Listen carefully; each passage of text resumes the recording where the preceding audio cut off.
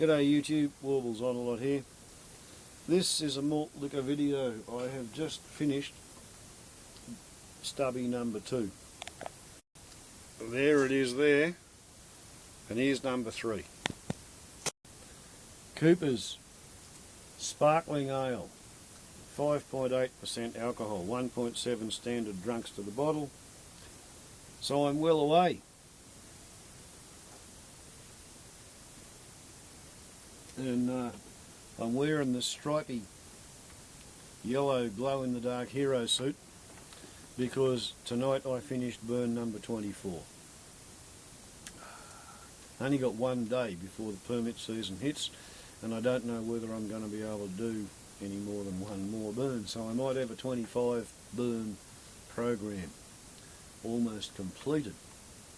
However, the purpose of this video is to discuss the issue of the extremist farmer from Croppa Creek who in 2012 illegally cleared over 1,000 hectares, more than 2,500 acres, of habitat for the critically endangered or critical habitat for the endangered koala.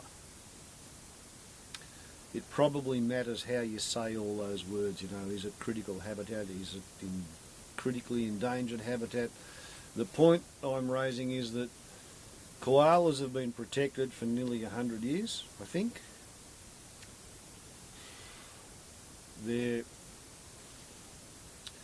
horribly affected by roads because it stops them from walking from tree to tree. They're horribly affected by dogs because they get chewed up. They're horribly affected by land clearing. So most of their habitat has been chewed up by the farmers. The only places where there's a lot of koala habitat is in country that is effectively too poor to be worth farming, right? On the east coast, the settlements are so close together that the koalas are getting chewed up by housing estates and the dogs that live there and the roads that run between them. Further inland, like west of the Great, well here on the top of the Great Divide, I live on 100 acres of endangered species sanctuary, and the only koala I've ever seen was 4 years ago when I was 49 and I'm 53, so once every 49 years you see a wild koala. And this is country where after there was a fire back in about 1994, I was rung up by the Wildlife Rescue Service and notified that there was a koala colony in the near vicinity, and they wanted me to be on the lookout for possibly burnt or injured koalas, but they didn't like to tell people about them because if people knew the colony was out there, then people would go out for a look, and being stared at by tourists is apparently a counter-survival factor for a koala colony. So koalas are sort of having a hard time even on top of the Great Divide where the country is too rocky and lumpy for the farmers to have done much clearing. You know, around here, New England tablelands, we have more farming country covered by trees than pretty much any other agricultural area in Australia. You go west of here, well, Moree is about 130 miles due west of here. Croppa Creek is due north of Moree, so you go out there into the western slopes, the flatlands. I didn't know there were any koalas out there. 1,000 hectares of koala country, like that is a remnant area. It's something to be protected at all costs. Okay? So anybody who would willfully and deliberately ignore the law and clear 1,000 hectares, over 2,500 acres of koala country out north of Moree, I would describe them as a wildly self-centered, self-motivated, self-oriented, hubristic, ignorant, arrogant, self-righteous half-wit. Right? That's how I would characterise them. The only person who would do such a thing is somebody who is too dumb to know how dumb they are. Right? And so full of themselves that they think they're a good bloke because they're working hard. They're trying to feed and clothe the world. And in fact, their overdraft gets bigger and bigger every year and they're going broke. And the more country you let them manage, age, the more country they turn into desert. Right? So there are laws. There are laws that are attempting to keep Australia's endangered native wildlife alive. And if that means that some half-wit agricultural fantasist on the marginal edge of going broke is put out of business 1 or 2 years earlier than was going to happen anyway, well, fucking great. It means that there's 1,000 hectares of koala country that didn't get stuffed. But Ian Robert Turnbull didn't give a rat's fucking ass about that. All he cared about was his own personal self-image, his own pride. He would not cope with the fact that he was flogging a dead horse.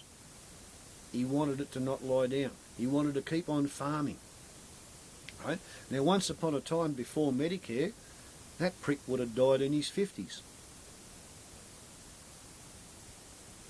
Right? Nobody is still farming at 79 unless they're being propped up by Medicare. I know. I'm a registered general nurse, retired. But that's getting off the track. Let's go and have a look at the comments on the thread under my video this morning. I'd like to answer them. Obi-Wan Kenobi. For top of the list by Robert Hartlepool. He's a mate of mine who's a solicitor at law in Hartlepool in England.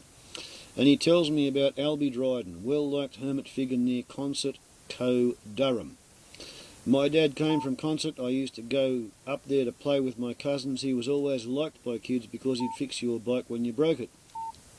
Then there's a great big long http://www.chronicleLive.co.uk/news/north-east-news/anniversary-albert-dryden-shooting-spree 1400638.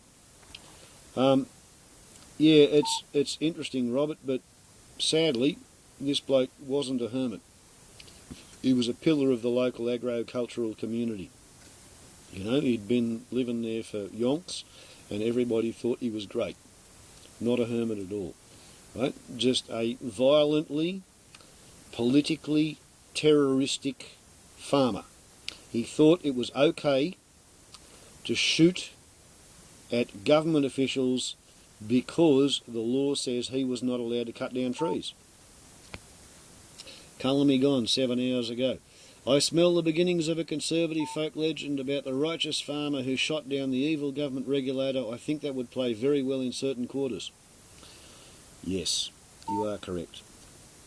Katrina Humphreys, the mayor of Moree, was on the radio at midday talking about how the Greenies say the law's not tough enough, but all of the farmers who live out there and spend money in the main street of Moree and, you know, have the ear of the Chamber of Commerce, they reckon the law's way too tough.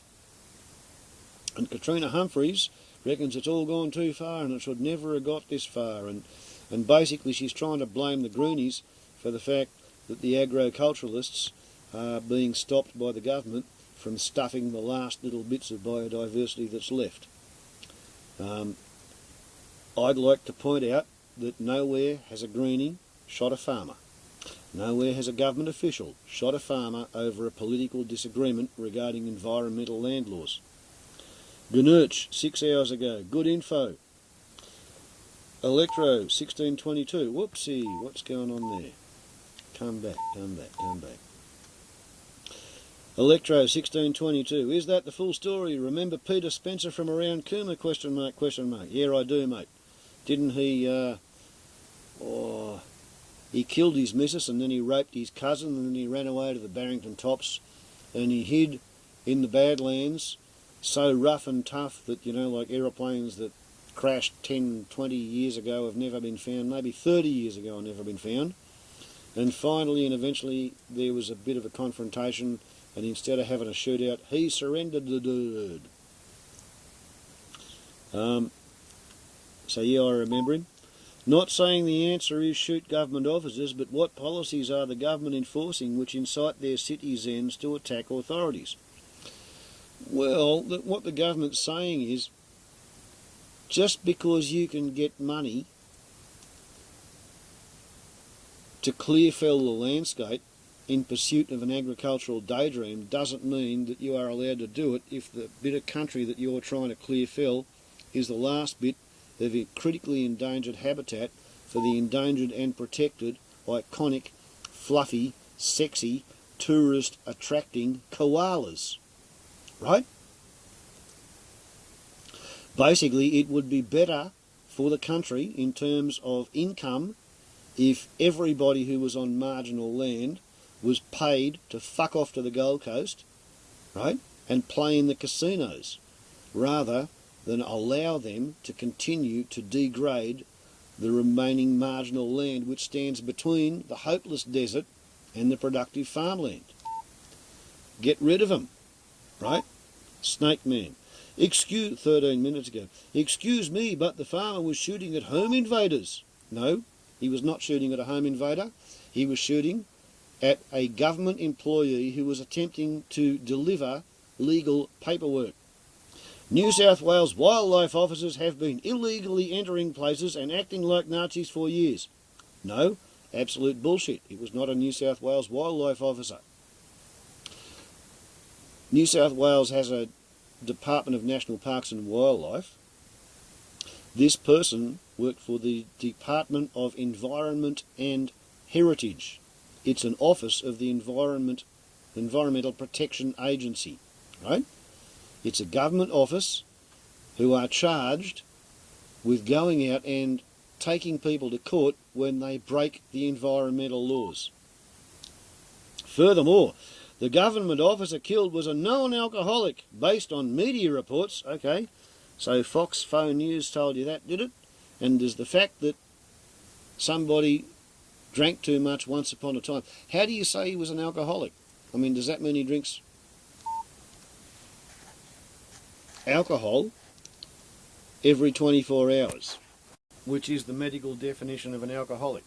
I mean, by training, I'm a registered general nurse. You know, my last position of employment was sister in charge of the Vegetable Creek Hospital at Emerville. I used to have a bottle of brandy on the pill cart. Every night there were probably 5 out of the 17 permanent patients that I used to have to give one nip of brandy to at night, otherwise they couldn't sleep. If you can't sleep without your alcohol intake, if you can't go 24 hours without alcohol, without losing sleep, you are an alcoholic. Being an alcoholic is pandemic in our society. Absolutely normal. Your media reports that this person was an alcoholic, what's that based on? They have a drink driving conviction? From when? Who says they're an alcoholic? The media reports I've heard, ABC Radio National, say the person was 51 years old and had 6 children. 6 children at 51. Doesn't say how many wives, but he had 6 kids to provide for, 6 kids to be a dad for, right? Shot by some 79-year-old agricultural fantasist who didn't want to accept the fact that the koalas matter more to Australia than his daydreams of trying to be a farmer at Croppa Creek when global warming is changing the climate and Croppa Creek is no longer productive land. It's marginal, turning into desert due to the prevailing traditional agricultural practices of people like Ian Robert Turnbull. Okay, entering places and acting like Nazis for years. Furthermore, the government officer killed was a known alcoholic based on media reports and was quite likely drunk or alcohol affected at the time. 6 p.m. on a Tuesday afternoon at Croppa Creek when the bloke lives at Tamworth. By what reasoning do you presume, assume, presuppose, posit, theorise, hypothesise that the man was drunk or alcohol affected, and who gives a shit? If a government official turns up on my driveway with 3 standard drinks on board and he's too drunk to drive, does that give me the right to shoot him dead because he's got paperwork from his department that says I have to go to court? No, it doesn't. And it doesn't give a farmer that right either. You sanctimonious half-wit, do you understand how pathetic your arguments are? Obviously, taking the law into one's own hands is not recommended, but one can only help but think. Can only help but think, right? So you're too fucking stupid to understand a double negative. You should have said, but one cannot help but think, right? But one cannot help but think. You wrote that as, but one can only help but think, so you're an illiterate half-wit. That what has happened was either karma or justified homicide. Koalas actually karma or justified homicide. Karma, mate, is the idea that if you put bad shit out there, bad shit happens to you. Yes, karma. Ian Robert Turnbull put out bad shit. He shot a government official for doing his job. Ian Robert Turnbull put out bad shit. He killed 1,000 hectares of koala habitat for his farming fantasy, and bad shit happened to him. Ian Robert Turnbull is in jail at 79 and he will never fucking see daylight again. Not without having stripy bars on it, unless he's wearing handcuffs. Ian Robert Turnbull has fucked himself in the arse with a barbed wire dildo. That is karma. Karma happens on the cosmic scoreboard, and cosmic scoreboard effect operates in such a way as people who have nowhere good to go up sometimes become an innocent victim of an arsehole's learning experience. So I would say only the good die young. If a 51-year-old father of 6 working for the government, serving legal paperwork on an arsehole who illegally cleared 1,000 hectares of koala habitat, gets shot by the fucking mindless, terroristic, redneck farming extremist, then yes, the 51-year-old is an example of only the good die young. And the 79-year-old fucking demented geriatric extremist farming murderer, he's an example of karma, right? His life's about to turn to shit. He's going to stay in jail for the rest of his life, and he fucking deserves it. Possum talk 3 hours ago. Yes, he probably should have been on a pension years ago, but he's, HIS, a worker, not a dole bludger. At 79, being on a pension is not bludging on the dole. It's getting out of the fucking way and letting somebody who's young enough to understand the issues deal with the situation.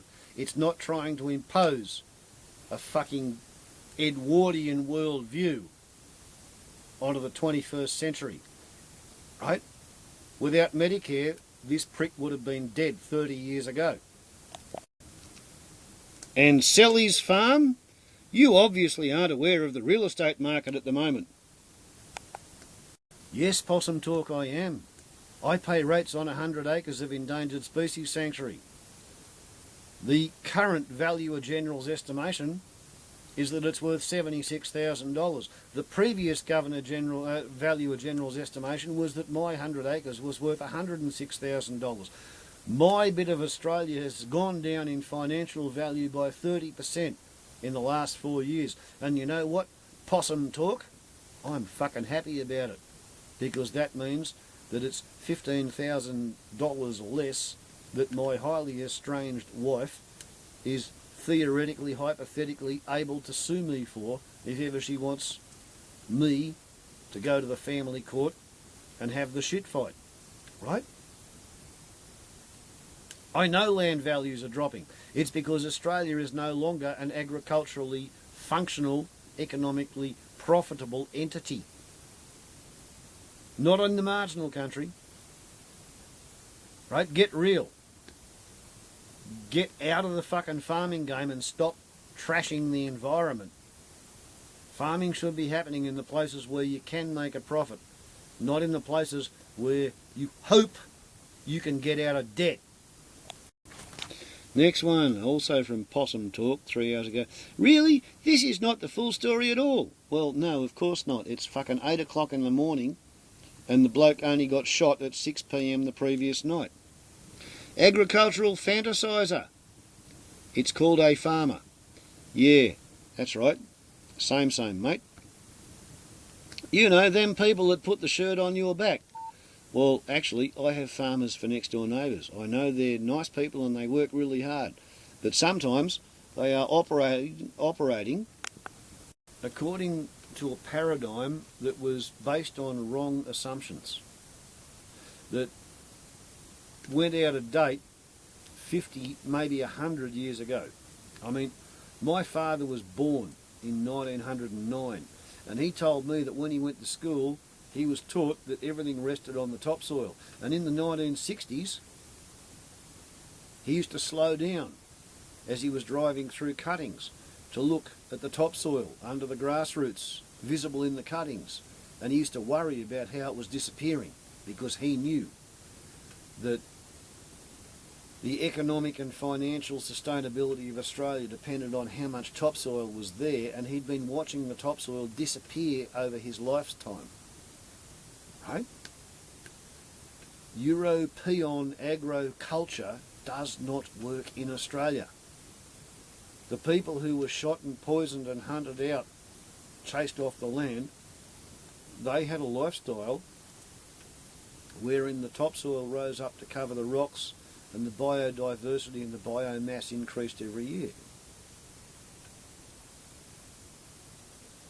The people who used to live here 160 years ago, when my oldest Xantheria was a seedling, those people had no idea what they were going about. They came out here and they honestly thought that it would be a benefit to the country if they covered it with sheep, so the sheep could hammer the light fluffy topsoil, which in fact was soaking up the rain and allowing the moisture to be fed back into the plants during the dry times. They thought what was necessary was to hammer that fluffy topsoil into a hard crust so that the rain would run off, so that you would get rivers and lakes, and then you would get evaporation and more rainfall. And they thought they were going to terraform Australia and make it look like Europe, or Euroform Australia. They were 100% wrong. Everything they did fucked up. They put the topsoil at the bottom of the ocean. They clogged the rivers. They switched off the rainfall. They decreased the productivity of the land with every act that they made. Right? The fact that farmers are fucking up and going broke will be, in future centuries, regarded as the turning point in the salvation of Australia. Pricks like Ian Robert Turnbull should cop whatever goes wrong in their life. That is their karma. The people that grow the barley in that bread you just fed the wallaby, bracket, which you shouldn't do because it's not natural to them and can clog their insides. Give me a break, Possum Talk. I've been here for 24 and a half years, right? Do you know how long a wallaby can eat bread at the rate I feed wallabies bread? The first wallaby to eat bread out of my hand ate bread for 11 years, came for breakfast every bloody day. Do you know what killed her? A broken leg when she was run over by the redneck farmer. You know how I know that? Because with bones sticking out her thigh, on one foot, she hopped up the hill, she got through the fence, she came to my place, and she was lying in my garden waiting for bread. Right?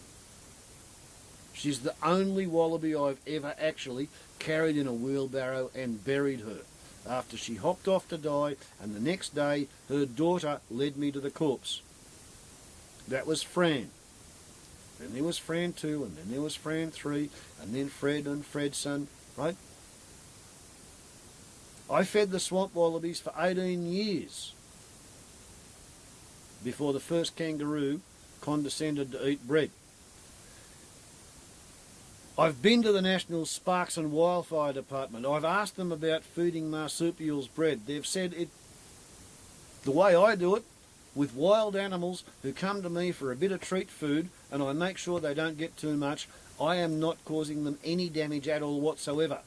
All the stories that you, in wherever you live land, have heard about the wicked evil dangers of feeding bread to Australian wildlife have been cooked up, stewed up on the basis of people who tried to keep a kangaroo in a suburban backyard and fed it nothing but bread. The bread packs on the back of their teeth and causes tooth decay, and then they get osteoporosis and osteomyelitis in the jaw, and they die from septicemia. Right? That's how you kill a kangaroo with too much bread. Keep it in town. Out here, my unfenced wild roos come to me for bread when they feel like having some treat food if I don't think they've had too much. They are wild, and they keep me as a pet, tame human. Right? And I buy bread at half price when I can. And I feed them because I feel like I'm an ambassador for the human race to the marsupials who live around here. Everybody else shoots them and drives into them at high speed and treats them like they don't belong here, and I know that they are genetically designed and epigenetically fine-tuned to live right here. If I want to do a good job of being a custodian of the landscape that I paid so that I could be responsible for all the life on 100 acres, I bought the title deed, then why should not I share my spare bread? That's how it began. Throwing out half a loaf of uneaten mouldy bread once a week. And if the animals come up to me and ask for food, I will share my food. More of possum talk. Farmers are suffering the worst at the moment, be it through drought which is in its full effect from Inverell, Croppa Creek, Warrialda and the Western Plains. I am not condoning what Mr Turnbull did, but yeah, well, possum face, karma, mate. In September, in the election, 93% of Australia voted to do nothing significant about global warming. By the end of September, there was a bloke at the Leibniz University in Germany who's developed a whole new way of detecting an oncoming, approaching El Nino, involving measuring the difference between the equatorial Pacific Ocean temperature and the southern mid-Pacific Ocean temperature. And he reckons by September he can detect an approaching El Nino nearly a year in advance. Okay, well, we're in July. He's been predicting that we were in an El Nino ever since Tony Abbott was elected. The weather gods fucking hate Tony Abbott. Everybody who voted for the Liberal National Party, for the Labor Party and for Clive Palmer, they effectively voted against the Greens. Only 7% voted for the Greens. I'm a Greenie, and I'm so fucking terrified of the approaching El Nino drought that I have burnt at least 6.25% of my property in the last 7 weeks. How many farmers do you know who've burnt even 1% of their property in preparation for the coming catastrophic, disastrous bushfire season that Tony Abbott's El Nino super drought is going to give us? Right? Karma, mate, it's in the pipeline. If you didn't vote Green, you fucking deserve whatever the hell is coming at you. And then there's the final comment from old mate Max Cobra Laserface. Eventually everyone gets shot. What the hell gives you that idea, mate? Eventually everyone gets shot? Gunshot deaths are the absolute smallest part of deaths, even in a war. I mean, in World War I, 90% of the deaths were from artillery shrapnel. And that's excluding all kinds of influenza and food poisoning and all the other the trench foot, mundane type deaths. Very few people get shot. Very few people get shot. But I wonder how long it'll be before Barney Baby Joyce gives up trying to label animal rights activists and environmentalists as being terrorists. Domestic terrorists. Oh, they're scaring the farmers. They're threatening them with flying over them with drones and photographing them while they cruelly mistreat their sheep and their cows. Or planting a camera inside a chicken shed or a pig barn. That's not fucking terrorism, Barney Baby Joyce.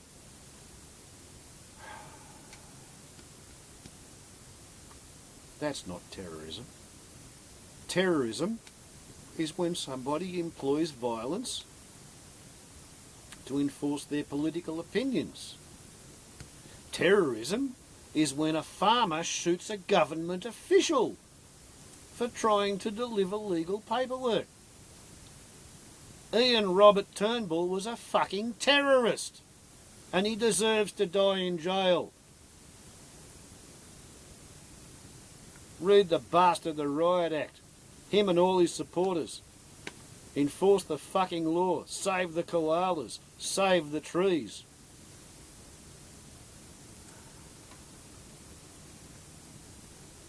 Just imagine there's a spaceship and part of the crew goes mad and they decide they want to chop up the air recyclers and the water recyclers and the food recyclers, and they want to burn the air recyclers so they can smelt down the food and water recyclers so they can make jewellery and sell it to each other and get rich on the economy. And the rulers can tax the proceeds and they can live even higher on the hog. And if that means that the entire crew on the passenger compartment of the intergenerational starship chokes as they dry, as they die of the thirst, it doesn't matter because the rich cunts are still rich. Right. Well, here we are, living on planet Earth, Sol 3, Mudball the Third, and cutting down the trees to light a fire to smelt the ore is exactly what that is. Chop down the air recyclers so you can dig up and melt the food and water recycling mechanisms. It's insanity on a spaceship, and we actually are living on a spaceship. And unless and until the humans who live here get back to maintaining the spaceship's passenger compartment within the limits of the ecology, it's all going to get worse. This is not a joke. Ian Robert Turnbull and everybody who supports him deserve to go to jail and be fucked up the arse by a barbed wire dildo. Warbles on a lot to YouTube. Ciao.